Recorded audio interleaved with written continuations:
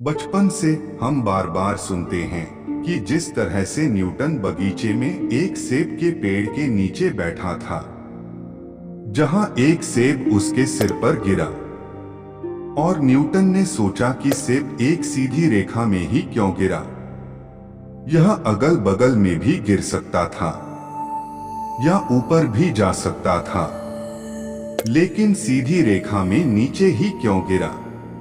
Newton के सिर पर सेब गिरने की झूठी कहानी जिसने दुनिया को बदल दी। न्यूटन ने दुनिया को बहुत कुछ दिया है, भले ही उनके सिर पर सेब ना गिरा हो, मगर उनकी ही बदौलत आज दुनिया में बहुत सी चीजें चल रही हैं। न्यूटन ने आखिरकार पृथ्वी के गुरुत्वाकर्षण सिद्धांत को पूरे दुनिया के सामने स्थापित किया। न्यूटन और सेब की यह कहानी विज्ञान के इतिहास की सबसे प्रसिद्ध और लोकप्रिय कहानियों में से एक है। न्यूटन ने स्वयं कभी यह स्वीकार नहीं किया या अपने किसी भी लेख में यह नहीं बताया कि वाकई में उसके साथ यह सेब वाली घटना हुई थी।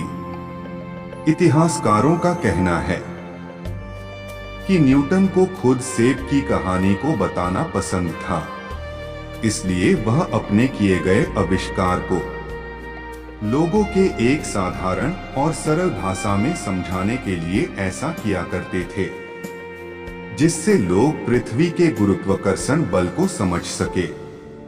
जिस व्यक्ति ने इस सेब की कहानी को सबसे अधिक प्रचलित में लिखा था, वह न्यूटन के दोस्त विलियम स्टुकले था, और विलियम ने न्यूटन की पहली जीवनी भी लिखी थी। जब 1666 में प्लेग की एक गंभीर महामारी के कारण पूरा लंदन बंद कर दिया गया था, विलियम लिखते हैं कि एक दिन रात में खाना खाने के बाद वह और न्यूटन बगीचे में एक सेब के पेड़ के नीचे बैठकर चाय पी रहे थे।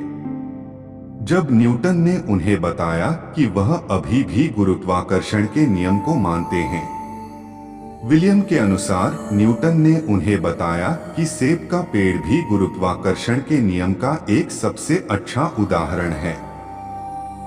इस बातचीत के दौरान न्यूटन ने कहा कि सेब सीधे फर्श पर सीधी स्थिति में ही क्यों गिरता है, वह ऊपर या किनारे की ओर कहीं क्यों नहीं गिरता है। विलियम्स लिखते हैं कि न्यूटन इस विचार का निष्कर्ष निकालने में लीन हो गए थे।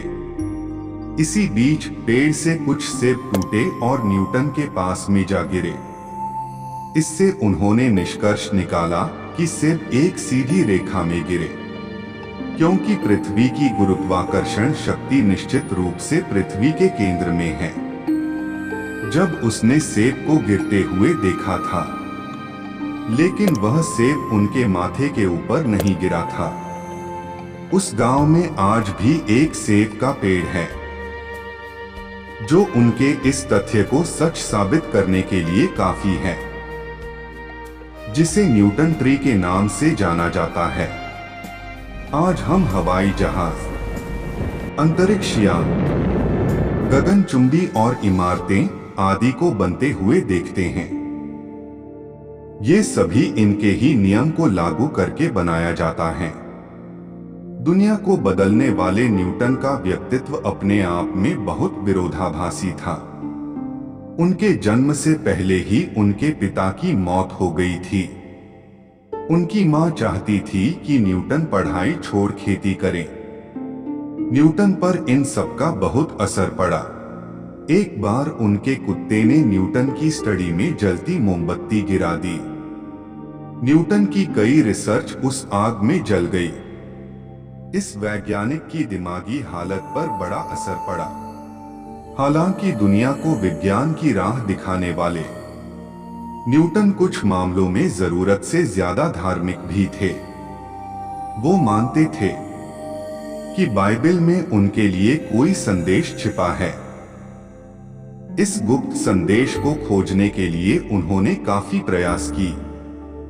इसी तरह उनका विश्वास था कि दुनिया 2060 तक खत्म हो जाएगी। न्यूटन की खराब परवरिश का असर उनकी जिंदगी में कई जगह दिखता है। सर आइजक न्यूटन जीवन भर अकेले रहे।